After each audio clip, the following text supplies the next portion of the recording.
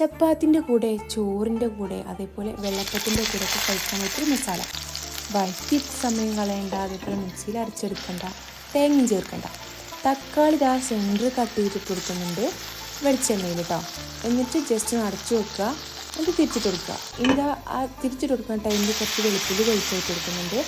എന്നിട്ട് തിരിച്ചിട്ട് കൊടുക്കുമ്പോൾ ആ തക്കാളിൻ്റെ തൊലി ഉണ്ടല്ലോ അത് ഇളകി വന്നിട്ടുണ്ടാകും, അത് മാറ്റി കൊടുക്കുക. ഇതിലേക്ക് മഞ്ഞൾപ്പൊടി, മുളക് പൊടി, കുറച്ച് ഉപ്പും ചേർത്ത് കൊടുക്കുക. എന്നിട്ട് നന്നായിട്ട് ഉടച്ചെടുക്കുക. ഇനി വഴറ്റിയെടുക്കൊന്നും വേണ്ട കേട്ടോ, നന്നായിട്ട് തന്നെ ഉടച്ചെടുത്തോ. അപ്പോൾ ഈ ചൂടിൽ കിടന്നിട്ട് തന്നെ ഈ പൊടികളുടെ റോസ് സ്മെല്ലൊക്കെ മാറിക്കിട്ടും. ഇനി ഇതിലേക്ക് പച്ചമുളക് കട്ട് ചെയ്തതും, അതേപോലെ കുറച്ച് മല്ലിയിലയും ഒരു ലെമണ് കട്ട് ചെയ്തിട്ട് അതിൻ്റെ പകുതി നീരും, അതേപോലെ കുറച്ച് സവാളയും കൂടിയും കട്ട് ചെയ്തിട്ട് ചേർത്ത് കൊടുക്കുന്നുണ്ട്.